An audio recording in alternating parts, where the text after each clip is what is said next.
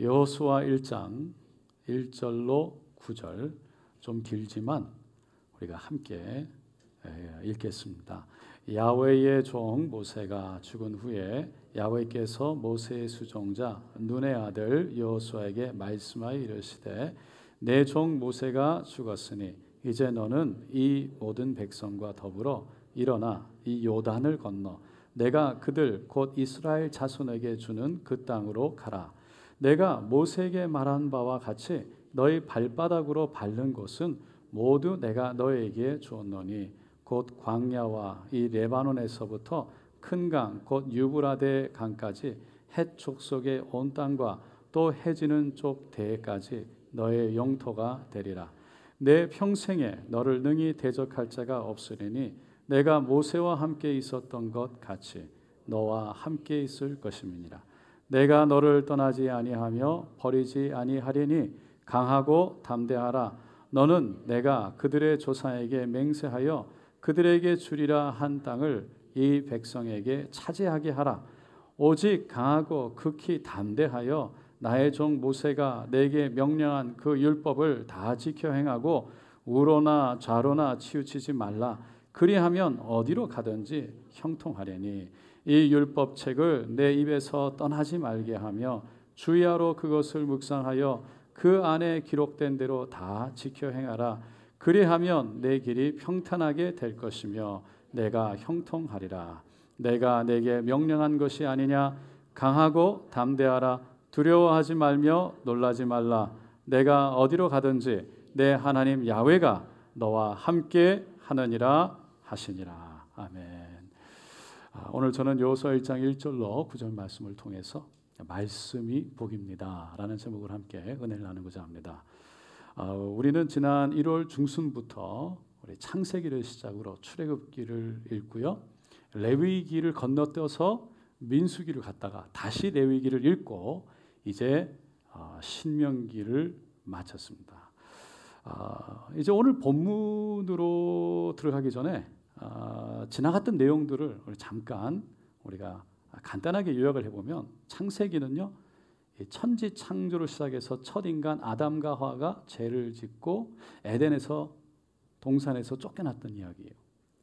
그리고 그렇게 시작을 해서 사람들이 점점 많아졌는데 그들이 점점 악을 행하는 바람에 하나님이 노아의 홍수로 다 쓸어버렸죠. 그 이후에 사람들은요 변하지 않았어요. 자꾸만 바벨탑을 쌓고 자기들의 것을 만들기를 원했어요. 그래서 하나님이 언어를 흩으셨죠. 그래서 인간들이 온 땅으로 흩어지게 됩니다. 그리고는 결국 아브라함의 이야기로 시작을 해서 그의 아들 이삭의 이야기, 그리고 이삭의 아들 야곱, 그리고 야곱의 아들들 12아들들 이야기, 그 중에 특별히 11번째 아들인 요셉의 이야기가 나옵니다. 형들의 미움을 받아서 이 애굽으로 종이 돼서 팔려갔지만 그곳에서 국무총리로 세워지게 되죠. 그러한 요셉의 이야기로 창세기는 마칩니다. 출애굽기는 요셉을 따라서 이제 애굽으로 그 아버지 야곱의 가족들이 다 옮겨갔어요. 그런데 시간이 지나면서 점점 숫자가 많아지니까 애굽의 사람들이 겁이 나기 시작했어요. 그래서 이 야곱의 가족들, 그 후손들을 종으로 부리기 시작한 거예요. 그러니까 너무 힘이 들고 아프고 어려우니까 신음하듯이 하나님께 기도했어요. 도와달라고. 하나님이 그 기도 들으셨습니다. 그리고는 모세를 보내셨어요. 모세를 통해서 출애굽을 하게 하시고 갈라진 홍해를 건너게 하셨던 거예요. 그러면서 시내산에 도착을 하고, 그리고 십계명과 하나님이 거할 성소와 성막을 만드는 이야기가 거기에 있습니다. 그리고 민수기에는 시내산에서 떠나기 전에 인구조사를 다 하고 이제 시내산에서 떠나게 되는데, 출발하게 되는데, 그 간 곳이 가데스 바네아라는 곳이었어요. 그래서 그곳에 도착을 했지만 12명의 정탐꾼 중에 돌아왔던 그 12명 중에 10명이 굉장히 부정적인 보고를 하게 됩니다. 백성들이 거기에 마음을 빼앗겼어요. 그래서 하나님이 이 땅을 주겠다고 말씀하셨는데 그 약속을 믿지 못해서 결국은 다시 광야로 돌아가 40년을 방황하던 이스라엘 백성들의 이야기가 기록되어 있습니다. 레위기는 완성된 성소와 성막에서 드려져야 할 제사법, 그리고 그 제사를 드릴 제사장에 대한 이야기가 기록되어 있고요. 우리 백성들이 지켜야 될 여러 가지 규례들이 기록되어 있습니다. 그리고 신명기는 40년의 광야 생활을 마칠 즈음에 이제 다시 한번 요단강 건너편 가나안 땅 앞에 서게 됐을 때, 그때 출애굽을 함께 경험했던 1세들은 다 죽고 새롭게 일어났던 2세들을 향해서 모세가 그동안 출애굽 후에 있었던 이스라엘 백성들의 역사를 쭉 얘기해 주면서 가나안 땅을 주시겠다고 하신 그 하나님의 약속을 믿어라 라고 다시 한번 상기시키고, 그 땅에 들어가게 되면 이제 들어갈 텐데 절대로 다른 신을 따르지도 말고 섬기지도 마라. 오직 하나님만 섬기고 하나님만 의지하고 하나님만 따라할 것을 당부하는 이야기가 있습니다. 기록되어 있습니다. 이제 우리는 이렇게 모세오경, 창세기, 출애굽기, 레위기, 민수기, 신명기를 마치고요, 여호수아를 들어갔어요. 여호수아가 이제 백성들과 함께 요단강을 건너서 가나안 땅에 들어가야 되는데, 그 가나안 땅을 정복하는 이야기가 여호수아인데, 요단강을 건너기 전에 너무나 안타까운 사건이 하나 일어납니다. 그게 뭐냐면, 출애굽을 주도했고 그리고 40년 광야길을 이스라엘을 인도했던 모세가요, 느보산으로 가서 하나님의 부르심을 받고 말았어요. 그러니까 모세가 죽게 된 거예요. 그리고는 그 뒤를 이어서 여호수아가 세워집니다. 여호수아에게 안수하고 그리고 여호수아를 세웠는데, 그 여호수아 세워진 여호수아에게 하나님이 특별히 나타나시고 부르셔서 말씀을 하세요. 그 하나님이 그때 하신 말씀이 오늘 우리가 읽은 본문 말씀입니다. 오늘 읽은 본문 말씀을 간단하게 세 가지로 정리해 보면, 첫째, 강하고 담대하라. 두 번째, 말씀을 내 입술에서 떠나게 하지 말고 지켜 행하라. 세 번째, 그러면 평통하고 형통하리라. 여러분, 이 말씀을 받을 당시에 여호수아의 마음, 여호수아의 심정이 어땠을까 한번 생각해 본 적 있어요?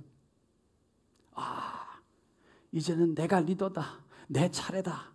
이제 내가 가는 거야. 자, 가자. 저 가나안 땅으로. 그랬을까요?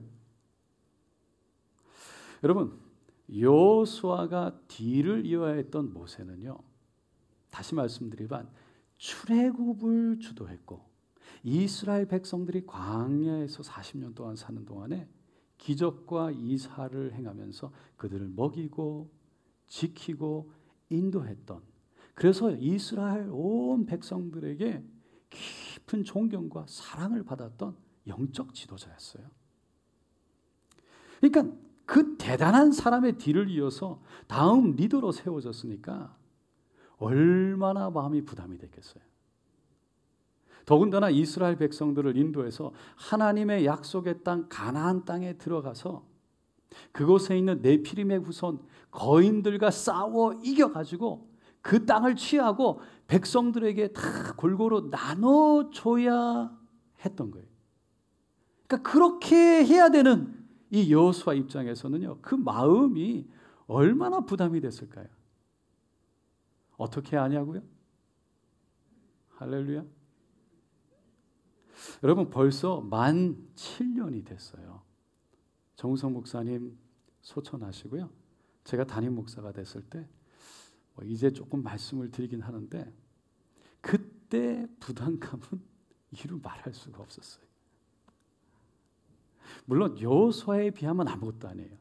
여호수아에게 딸린 식구는 200만 명이었어요. 여러분, 그래도 저에게는요, 그때 그게 그 부담 때문에 진짜 다른 생각을 할 수 있는 여유가 없었어요. 다른 생각을 할 수가 없었어요. 그저 목사님 이뤄놓으신 교회를 잘 세워야 한다. 더 부흥시키고 성도님들을 잘 섬겨야 한다는 생각밖에 없었어요. 하지만 저는 정우성 목사님이 아니고요. 목사님처럼 강철 같은 건강이 있는 것도 아니고 목회의 경륜도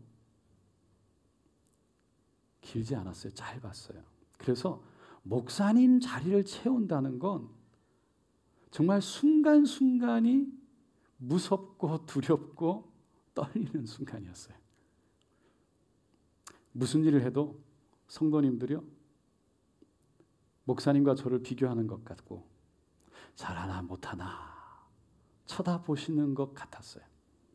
설교를 하면 오늘은 점수 몇 점 하는 것 같고, 광고를 하면 그건 돼, 그건 안 돼, 말은 안 해도 눈빛으로 말씀하시는 것 같았어요. 더군다나 제가 목사님 사위라는 사실은요, 너무나도 저에게는 큰 부담이었어요. 목사님 이름에 누가 되지 않도록 잘해야 된다. 그 생각이 저를 꽉 눌렀죠. 그래서 누군가 나를 좀 도와줬으면 좋겠다. 그런 생각이 많았어요. 그래서 제가 그때 가장 많이 했던 기도가 하나님 도와주세요 했어요. 그리고 기회만 되면 은퇴하신 목사님들을 모시려고 했고 그분들을 만나서 일부러 찾아가기도 했어요. 그분들의 경험담을 들으면서 좀 지혜를 얻고 싶었던 거예요. 제가 그런 경험을 갖고 있다 보니까 오늘 본문을 읽으면서 여호수아를 보면 이 여호수아 마음이 그때 어땠을까 상상이 가는 거예요. 여러분 한번 생각해 보세요. 200만 명의 사람들이 이렇게 늘 쳐다보고 있는 거예요. 무슨 말 하나? 뭐라고 하나? 어떻게 하나? 잘 하나? 못 하나? 여러분 그러고 있으면 여러분들은 어떻게 했어요? 그래서 하나님이 여호수아에게 가장 먼저 하신 말씀이 강하고 담대하라. 격려의 말씀이었어요. 그리고 두 번째 하신 말씀이 말씀이 너희 입에서 떠나게 하지 말고 지켜 행해라. 그러면 평탄하고 형통하리라. 여러분 이 말씀은요, 하나님이 여호수아에게 그냥 하신 말씀이 아니에요. 그 여호수아에게 그 당시 그 순간 가장 필요했던 말씀을 하신 거예요. 며칠 전에 어느 가정이요, 자녀가 한국에 약 1년 정도 가야 되는 가정이 있어서 공항에 가다가 교회에 들렸어요. 그래서 제가 기도해 줬어요. 같이 기도했어요. 제가 그 자녀를 보면서 한국에 가기 전에 어떤 꼭 필요한 말, 도움이 되는 말을 해주고 싶었어요. 왜냐하면 혼자 이제 가니까 한국에 가면 혼자서 어려운 일을 만나고 뭐 힘든 일을 만나고 그거 다 혼자 이겨내야 되는데 잠시일 수 있지만 이제 만 20살의 자매가 부모 품을 떠나가지고 이제 멀리 가는 걸 보니까 짠하기도 하고 그리고 대견하기도 했기 때문이에요. 그 자매가 기도받기 전에 같이 이렇게 잠깐 얘기를 하는데 차를 타고 교회 오는 길에 창밖을 보는데 자기 지금까지 살아온 게 이렇게 쭉 보면서 순간순간 하나님이 도와주셔서 여기까지 왔다고, 하나님의 은혜라고 그러는 거예요. 제가 은혜 받았어요. 그래서 그 분위기 속에서 한마디를 제가 해줬습니다. 그래, 맞아. 너는 결코 혼자가 아니야. 너는 하나님의 사람이야. 이곳에서 엄마 아빠와 많은 기도하는 사람들이 너와 함께하고 있으니까 담대하게 해. 언제든지 힘을 내야 해. 내가 응원할게. 그리고는 기도해 줬어요. 여러분 하나님도요, 이제 이스라엘 백성들을 이끌고 저 가나안 땅으로 들어가야 할 여호수아를 보면서 어떻게 그 여호수아에게 꼭 필요한 말, 용기가 되는 말, 힘이 되는 말, 지혜가 되는 말, 격려가 되는 말씀을 얼마나 하고 싶으셨겠어요. 그래서 하신 말씀이 강하고 담대하라. 말씀을 내 입에서 떠나게 하지 마라. 지켜 행하라. 그러면 너가 평탄하고 형통하리라. 여러분 왜 하나님은 여호수아에게 강하고 담대하라고 격려한 후에 말씀을 내 입에서 떠나게 하지 말라, 말씀을 가까이 하라 라고 하셨을까요? 왜냐하면 말씀이 실제로 그 부담을 감당할 수 있는 능력이고, 말씀이 실제로 하나님의 도움을 받는 길이며, 말씀이 이스라엘 백성들을 가나안 땅으로 인도할 수 있는 힘이기 때문이었습니다. 실제 여호수아는요, 가나안 땅에 들어가서 여리고성과 아이성을 만났을 때 하나님 말씀을 따라서 여리고성을 돌았어요. 말씀을 따라서 돌았을 때 여리고성이 무너졌고요, 작은 성이었지만 아이성 앞에서 말씀이 아니라 우리가 올라갔을 때, 내 뜻대로 했을 때 거기서 무너졌어요. 패배했어요. 다시 하나님 말씀 앞에 깨끗이 하고 말씀 앞에 순종해서 나갔을 때 아이성을 무너뜨린 줄로 믿습니다. 그렇게 하고 이 여호수아가 가장 먼저 한 것이요, 여리고성 아이성을 무너뜨리고 에발산에다가 큰 돌 제단을 쌓고요, 거기에 번제물 화목제물을 하나님께 올려드리고, 모세가 기록했던 그 율법을 그 돌에다가 기록했어요. 그리고 율법책을 꺼내가지고요, 그 말씀을 모든 백성들 앞에서 큰 소리로 읽었어요. 그리고 자신이 죽는 마지막 순간에서도 장로들, 수령들, 재판관들, 관리들을 다 불러다 놓고 여호수아 23장 6절에 이렇게 얘기합니다. 그러므로 너희는 크게 힘써 모세의 율법책에 기록된 것을 다 지켜 행하라. 그것을 떠나 우로나 좌로나 치우치지 말라. 하나님이 모세에게 주신 이 율법책, 하나님이 나에게 말씀하신 이 말씀, 그 말씀을 지켜 행하고 그 말씀이 우리의 삶의 기준이 되어서 말씀에서 좌로나 우로나 치우치지 말라라고 한 거예요. 그리고는 그 밑에 14절에 다시 한번 이렇게 강력하게 권면합니다. 여호수아 24장 14절, 보라 나는 오늘 온 세상이 가는 길로 가려니와 모든 사람들이 다 가는 그 죽음의 길로 내가 들어가는데, 너희의 하나님 야훼께서 너희에 대하여 말씀하신 모든 선한 말씀이 하나도 틀리지 아니하고 다 너희에게 응하여 그 중에 하나도 어김이 없음을 너희 모든 사람은 마음과 뜻으로 아는 바라.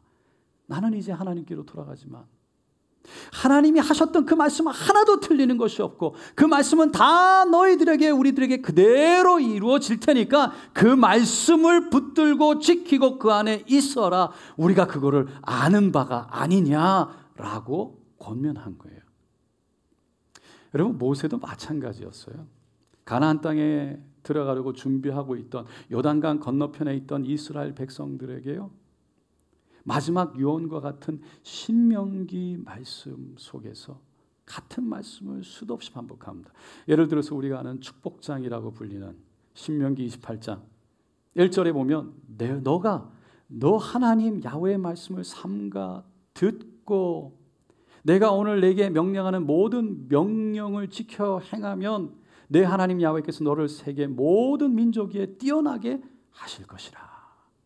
말씀을 듣고 그 말씀을 따라 살면 하나님께서 너를 축복하실 것이다. 모세의 가르침이었어요. 그래서 그랬던지요, 이 가나안 땅에 들어간 세대는요, 가나안 땅에 들어간 세대는 광야에서 40년 동안 방황하다가 죽어갔던 1세들과는 달랐어요. 이스라엘 백성들이 출애굽을 해서 갈라진 홍해를 건너고, 그리고는 처음으로 가나안 땅 앞에 가데스 바네 앞에 섰을 때 지파에서 한 명씩 뽑아가지고 갈렙과 여호수아를 포함해서 12명을 정탐꾼으로 보냈잖아요. 근데 돌아와서는요 10명이 이렇게 얘기했어요. 민수기 13장에 보니까 우리는 그 땅을 차지하지 못합니다. 왜냐하면 그들은 우리보다 강하기 때문입니다. 그들은 네피림의 후손, 그래서 신장이 장대한 사람들입니다. 거인들입니다. 그래서 우리가 보기에도 우리는 메뚜기 같았습니다. 그러니까 부정적인 보고를 들은 백성들이요, 그 앞에서 밤새 울고 통곡했어요. 하나님과 모세를 원망했어요. 그 일로 인해서 그들은 결국은 가나안 땅에 들어가지 못하고 그들이 고백한 대로 다시 광야로 돌아 나와서 40년 동안 떠돌다가 한 명 한 명 죽어간 거예요. 그렇게 광야에서 40년을 지내는 동안에 다음 세대가 태어났어요. 그들은요, 출애굽도 갈라진 홍해도 보지도 못했고 걸어가 본 적도 없는 그런 세대예요. 그런데 그들이 광야 생활 40년이 지나고 다시 한번 두 번째 가나안 땅, 그 앞에 요단강을 건너기 전에 거기에 섰을 때 이전 세대와 같이 똑같이 정탐꾼을 보내는데요. 2명을 보냅니다. 그런데 돌아온 정탐꾼들이요, 이전 세대 정탐꾼들과는 전혀 다른 고백을 해요. 보고를 해요. 또 여호수아에게 이르되 진실로 야훼께서 온 땅을 우리 손에 주셨으므로, 야훼께서 온 땅을 우리에게 주셨으므로 그 땅의 모든 주민이 우리 앞에서 간담이 녹더이다 하더라. 이전 세대는요, 그 땅에 못 들어갑니다 그랬고, 다음 세대는 그 땅에 들어갈 수 있습니다 라고 외쳤어요. 여러분, 왜 이렇게 차이가 났을까요? 한마디로 말하면요, 말씀이 있고 없고였어요. 여러분, 두 세대를 비교해 보면요, 다른 점도 있고 같은 점도 있어요. 이전 세대는 애굽에 내렸던 출애굽 전에 10가지 재앙을 경험했어요. 근데 다음 세대는요, 전혀 경험하지 못한 세대예요. 무엇보다 마지막 재앙, 10번째 재앙은요, 모든 해아래 짐승, 모든 애굽의 사람들, 그 중에 첫 번째 난 것은 하나님이 치셔서 데려가셨던 그 일이었어요. 잊을 수 없는 일. 그런데 이스라엘, 히브리 민족들, 야곱의 후손들은요, 양의 피를 문지방에 발라서 그 죽음의 천사가 뛰어넘어갔잖아요. 유월절 뛰어넘어갔다. 그 이스라엘 백성들은 유월절이라는 절기를 만들어 놓고 매년 어린아이들부터 어른까지 그 절기를 지켰어요. 잊지 않으려고 한 거예요. 그리고 애굽을 나와서 홍해를 갈라지는 것을 이전 세대는 보았고, 불기둥 구름기둥이 함께하는 것을 경험했고, 마라의 쓴물이 단물이 변해서 그 물을 마셔보았고, 하늘에서 내리는 만나를 먹어보았어요. 그리고 메추리야기 떼를 하나님이 몰아주셔서 고기를 질리도록 먹어봤던 세대예요. 뿐만 아니라 아말렉과 싸우는데 모세가 손을 들면 이기고 손을 내리면 지는 거였어요. 하지만 다음 세대는요, 만나와 불기둥 구름기둥 외에는 다른 어떤 것도 직접적으로 경험해 본 적이 없어요. 그런데 이 두 세대 정탐꾼은요, 똑같이 들어가서 견고한 여리고성을 보았고, 거기에 있는 네피림의 후손 거인들을 똑같이 보았는데 돌아와서 한 말은, 반응은 전혀 다른 거예요.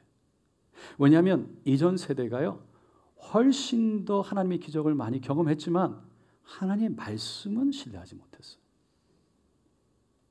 하지만 새롭게 일어난 세대는 하나님 말씀을 믿었어요. 어떻게 그럴 수 있었을까요? 다음 세대는요, 태어났을 때부터 늘 모세와 여호수아가 전하는 하나님 말씀을 듣고, 어렸을 때부터 늘 부모님이 들려준 이야기를 들으면서 자랐어요. 그들은요, 그 말씀을 쫓아 사는 것이 곧 하나님의 축복이라는 것을 어렸을 때부터 귀가 따갑도록 들었어요. 그렇게 하나님의 말씀이 그들 안에 있으니까 그 말씀이 믿음이 된 거예요. 이걸 사도 바울은 로마서 10장 17절에 믿음은 들음에서 나고 들음은 그리스도의 말씀으로 말미암느니라. 그러니까 하나님을 믿는 믿음은요, 그냥 저절로 생기는 것이 아니라는 거예요. 하나님 말씀을 듣는데, 대할 때 믿음이 생기는 거예요. 다음 세대들의 믿음이 얼마나 좋았냐면요, 이전 세대 정탐꾼들은 가나안 땅에 들어가 40일을 쭉 돌아봤어요. 돌아올 때는요, 포도와 석류와 무화과를 주렁주렁 그 큰 것들을 나무에 막대기에 이렇게 달아가지고 어깨에 서로 이렇게 탁 메고, 그리고서는 이렇게 여유 있게 올 수 있었어요. 여유가 있었어요. 그런데 다음 세대 정탐꾼은요, 여리고 성에 들어가자마자 라합의 집에 들어가 숨습니다. 그리고는 여리고 성의 왕이 라합의 집으로 군사들 보냈어요. 사람들을 보냈어요. 라합이 재빨리 그 두 명의 정탐꾼을요, 그 라합의 지붕 사이에 숨기지 않았더라면 잡혀서 죽었을 거예요. 라합이 창문을 열고요, 줄을 내려가지고 그 정탐꾼을 성 밖으로 내려보냈더니 산으로 도망가가지고 3일 동안 있다가 겨우 도망쳐가지고 이스라엘 진영으로 돌아갔어요. 그리고는 돌아와서 한 말이 뭐냐면, 정말 큰일 날 뻔했습니다. 다 죽을 뻔했습니다. 정말 무서웠습니다. 가 아니라 야훼께서 그 온 땅을 우리에게 주셨으므로 그 땅의 모든 주민이 우리 앞에서 간담이 녹더이다. 다음 세대가 이렇게 고백할 수 있었던 것, 야훼께서 그 땅 우리에게 주신다는 그 말씀을 믿는 믿음이 있었기 때문인 거예요.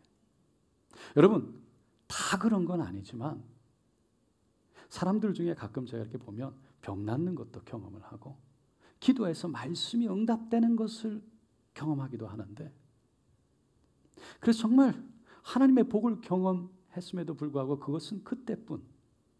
시간이 지나면서 믿음이 흔들리고 심지어는 하나님을 떠나는 사람들까지 있는 걸 봤습니다. 여러분, 하나님을 믿는 믿음이라는 것이 무엇일까요? 뭐가 하나님을 믿는 믿음입니까? 말씀 앞에서 말씀이 하나님의 말씀이라고 믿고 아멘 하는 사람인 줄로 믿습니다. 말씀을 읽으면서 그 믿음이 없으면요, 자기 생각, 자기 경험과 다를 때 내가 아멘 하지 못하는 거예요. 그러면 내 믿음이 어떤 믿음인지 다시 한번 생각해 봐야 돼요. 그런 분들은 자신의 생각이 말씀보다 앞서요. 자기의 경험이 말씀보다 앞서요. 그런 분들은 대체적으로 주로 말씀을 안 읽어요. 읽어야 한다는 것은 알아도 읽지는 않아요. 읽긴 읽어도 그 말씀 앞에 자기가 벌거벗어서 자신을 세우지는 않아요. 다시 말해서 말씀 앞에서 자기 자신을 있는 모습 그대로 자기가 솔직하게 내어놓고 보지 못한다는 거예요. 여러분, 말씀 앞에 내가 정말 쓰게 되면 내가 죄인인 것이 보이는 거예요. 내가 죄인인 것이 깨달아지는 거예요. 그런데 자기가 죄인인 줄 아는 사람은요, 하나님 앞에서, 사람들 앞에서 내가 누군데라는 식의 큰 소리를 못 칩니다. 직분이나 물질이나 권세 가졌다고 큰 소리 치지 못해요. 왜냐하면 나의 나됨이 내가 가진 것에 있는 것이 아니라 오직 십자가 하나님의 은혜라는 것을 깨달았고 알게 되었기 때문에, 많은 사람들이요, 자신은 믿음이 있다고 얘기하고 교회도 나오고 여러 가지 봉사도 하지만 진짜 믿음이 있지 않는 사람, 그 사람은 하나님이 정말 나에게 지금 뭐라고 말씀하시는지, 하나님이 정말 나에게 주시는 말씀이 무엇인지에 대해 관심이 없어요. 하나님의 말씀, 나에게 주시는 말씀을 들으려고 생각하지 않아요. 그래서 가만히 보면 교회에서 잘 지내는 것 같아요. 무난한 것 같아요. 그런데 조금만 어려운 일이 생기거나 힘든 일이 생기면, 사람들과 부딪히고 갈등이 일어나면 그때 시험이 들어요. 근데 그때 시험이 들 때 어떤 반응이 나면 화가 나는 거예요. 그게 화가 많아요. 근데 그 화를, 사람이니까 화가 날 수 있어요. 그런데 그 화를 하나님의 방법이 아닌, 성경에서 말하는 방법이 아닌 세상의 방법으로 풀려고 하는 거예요. 자기가 자기 불에 못 이겨서, 세상에서는 화가 나면 어떻게 해요? 소리치고 욕하고 손가락질 하잖아요. 그대로 내 분을 그대로 푸는 거예요. 근데 성경에서는요, 내 화를, 내 분을 십자가를 통해서 풀라고 말합니다. 그것을 예수님은 십자가에 자기 자신을 못 박으라는 거예요. 복음의 핵심, 이 말씀을 이해하지 못하면요, 자신의 십자가를 지고 주님을 따르는 것이 아니라 괜히 이상한 십자가 지고 주님을 따르거나, 아니면 십자가를 지는 것 같아도 내 갈 길 가는 거예요. 내 길 가는 거예요. 자기 뜻대로의 길을 가는 거예요. 분명히 열심은 있어 보이고 헌신도 있어 보이는데 말씀이 없으면, 말씀에 의거한 믿음이 아니라 자기 생각, 자기 의지, 자기 감정에 의한 믿음으로 하나님을 섬기는 거예요. 요즘 한국 뉴스를 보면서 이런 생각이 들 때가 있습니다. 여당과 야당이 왜 저렇게 싸울까? 누가 옳고 그름을 얘기하려는 게 아니에요. 그냥 서로 이렇게 싸우면요, 그렇게 반대하고 욕하고 자기들 맞다고 외치는 모습들 막 이렇게 보면 그냥 마음이 씁쓸한 거예요.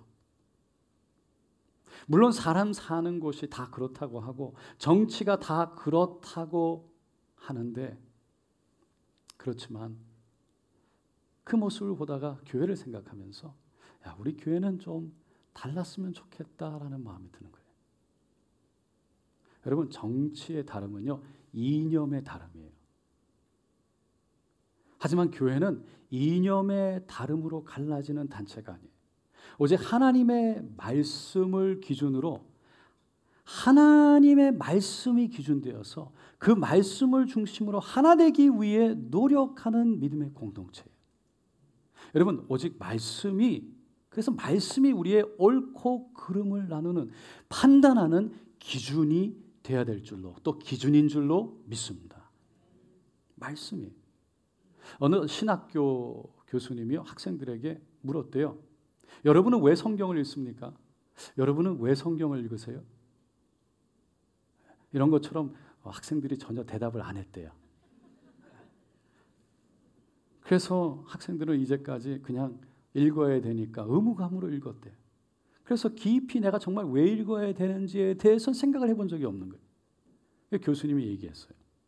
우리가 성경을 읽는 이유는 예수님을 본받기 위해서이고 예수님을 닮아가기 위해서입니다.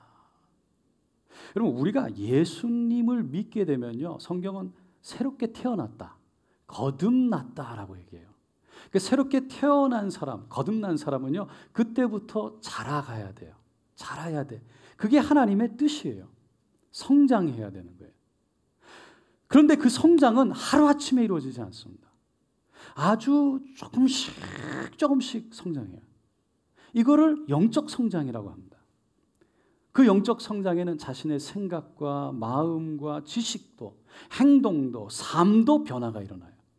어떻게요? 예수님 닮아가는 모습으로, 예수님 성품으로, 예수님의 능력으로 바뀌는 거예요. 그렇게 변화가 계속 일어나다 보면요, 우리 안에 예수님의 형상이 하나하나 보여지기 시작하고 나타나기 시작해요. 그리고 내가 예수 안에, 예수가 내 안에 거하는 은혜를 누리는 거예요. 그래서 우리가 성경을 읽으면요, 하나님을 만날 뿐만 아니라 그 만남 속에 어떤 일이 일어나면 우리가 예수 닮아가는 일들이 일어나는 거예요. 그러면 오늘 본문에서 말하는 평탄과 형통이 이루어질 줄로 믿습니다. 네, 아멘이 좀 작으시네요. 믿습니다. 그러면 왜 예수 닮는 게 평통이고 형통일까요? 어떻게 해서? 그 말씀을 읽으면 예수 닮고 예수 닮으면 왜 평통이고 형통일까요? 여러분 생각 한번 해보세요. 이 세상을 봐보세요. 이 세상은요, 다 아파해요. 다 사랑이 부족해. 다 사랑이 없어서 다 위로를 필요로 하고요, 격려를 원하고, 다 사랑의 손길을 필요해. 그러니까 세상에서 정말 원하는 사람은요, 세상과 보태서 자기 뜻대로 자기가 마음대로 정말 힘있게 능력있게 잘 막 해나가는 그런 사람보다 어떻게 보면 정말 원하는 사람은 기쁨과 감사와 화평을 이룰 수 있는 사람이에요. 물론 실력도 중요하고 능력도 당연히 중요합니다. 하지만 그보다 먼저 내가 신뢰할 수 있는 사람을 우리는 찾고요, 그리고 나에게 복이 되는 사람, 기쁨을 줄 수 있는 사람을 우리는 선호해요. 여러분이 사업을 하셔서 사람을 뽑을 때 누구를 뽑으세요? 그래서 어디에 가나 자기가 맡은 일을 잘 하고 감당하는 것은 물론이고 주위 사람들에게 기쁨과 감사를 줄 수 있는 사람, 그런 사람을 우리는 원해요. 그런 사람과 함께하기를, 쉽게 말해서 좋은 성품, 좋은 인격을 가진 사람을 우리는 원한다는 거예요. 세상에서 정말 높은 자리, 정말 회사에서 여러분 자녀들이 정말 높은 자리에 들어가려면 그게 제일 중요해요. 근데 문제는요, 성품이라는 것은, 사람의 됨됨이라는 것은 거의 그냥 타고나는 거예요. 태어날 때 가지고 태어나요. 그래서 잘 바뀌지가 않아요. 어떻게 하냐고요? 옆에 가장 가까운 사람 보면 압니다. 결혼할 때부터 여러분 남편 아내들 변하셨어요? 안 변했어요? 만약에 변했다면 하나님의 은혜인 줄로 믿습니다. 여러분, 놀랍게도 하나님을 믿기 시작하면요, 말씀이 들어오면 말씀이 우리를 바꾸는 거예요. 그 말씀이 우리를 바꾸기 시작하면 우리도 모르게 말이 부드러워져. 화가 나는 거는 나요, 당연히. 사람인데 왜 화가 안 나겠어요? 그런데 그걸 억제하고 절제할 줄 알아요. 그리고 사람들을 배려하기 시작해요. 그러면요, 사람들이 다 좋아하는 거예요. 그러면 사람들이 다 함께 하는 게 기쁘고 편안한 거예요. 함께 할 때 즐겁고 감사한 거예요. 그러면요, 그 사람이 정말 힘들거나 어려운 일이 있다 그러면요, 다 도와주고 싶어 해요. 그렇지 않나요? 다 우리 안에 있는 거 도와주고 싶어 하는 거예요. 여러분, 사람의 인생이라는 게 굴곡이 있잖아요. 누가 아프지 않고 누가 힘들지 않겠어요. 근데 우리가 말씀 가운데 내가 변해가고 내가 예수의 형상 나타나서 함께하는 사람들이 마음 편하고 기쁘고 감사함으로 하나님의 은혜가, 하나님의 복이 나를 통해서 흘러갈 때 그 사람들로 하여금 하나님은 다시 내가 복을 받게 하시는 겁니다. 그러니까 예수 말씀 안에 있을 때 하늘의 복을 받는 것뿐만 아니라 이 땅에서도 하나님을 따라가면 생각지 못했던 하나님의 은혜들을 경험하게 하시는 거예요. 1947년에 어느 봄날 예루살렘에서 차로 1시간 거리 떨어진 이 사해 바다 근처에 쿰남이라는 곳에서 어린 목동이 양을 치다가 양 한 마리 잃어버렸어요. 그래서 그 양을 찾아다니다가 어떤 협곡에 바위 절벽 같은 데 구멍이 뚫려 있는데 거기에 예전에 발견하지 못했던 동굴들이 보게 됐어요. 그래서 혹시 양이 거기 들어갔나 생각해가지고 돌멩이를 들여서 던지면 그 양이 놀래서 뛰어나오리라 생각하고 던졌는데 이상하게 쨍그랑 소리가 나는 거예요. 그 예루살렘 그 근처에는요, 이 고대 이 문명들 그것들이 그 유적들이 많아서 이게 아직 발굴되지 못한 게 많아서 그때 이게 이렇게 뭐 하나 발굴하면 그게 다 보물인 거예요. 큰 돈이 되는 거예요. 그래서 이 아이가 내가 보물을 발견할 수 있나 보다 이래가지고 그래도 어두워서 혼자 들어가지 못하고 겁이 나가지고 다음 날 사촌을 데리고 같이 들어갔더니요, 아니나 다를까 항아리 9개가 있는 거예요. 근데 보니까 다 빈 항아리였어요. 근데 하나만 거기에 11뭉치 두루미가 이렇게 있는데 양 껍질, 그 피지, 양 피지 두루마리가 거기에 이렇게 있는 거예요. 그걸 가지고 나와가지고 아주 중고 상인한테 그냥 헐값에 돈 몇 푼에 그냥 팔아버렸어요. 그리고 중고 상인은 히브리 대학과 그리고 그리스 정교회 어느 수도원에 그냥 돈 몇 푼에 팔아버렸어요. 그들은요, 그걸 팔 때 그것의 가치를 알지 못했어요. 그런데 얼마 안 있다가 기독교 역사가 뒤집어졌어요. 그것 때문에. 그 두 마리가요, 뭐냐면 성경의 사본, 성경을 베껴서 썼던 정말 중요한 사해사본이라는 거예요. 사해사본. 그 가치는 값으로 매길 수가 없어요. 그래서 20세기에 귀중한 발견이라는 수식어를 붙여가지고 이스라엘 예루살렘 박물관에 가면요, 그거를 진열해 놓은 거예요. 여러분은 여러분이 소지한 성경에 기록된 그 말씀의 가치를 아세요? 그 말씀을 읽고 그 말씀 앞에 여러분이 겸손히 서려고 노력하세요. 그 말씀을 통해서 예수 닮기를 원하세요. 여러분, 말씀이 우리를 하나님께로 인도하는 줄로 믿습니다. 말씀과 함께 이 땅에서도 하나님의 복을, 하나님의 은혜를, 도우시는 손길을 경험하고 사는 저 여러분 되시기를 예수님의 이름으로 축원드립니다.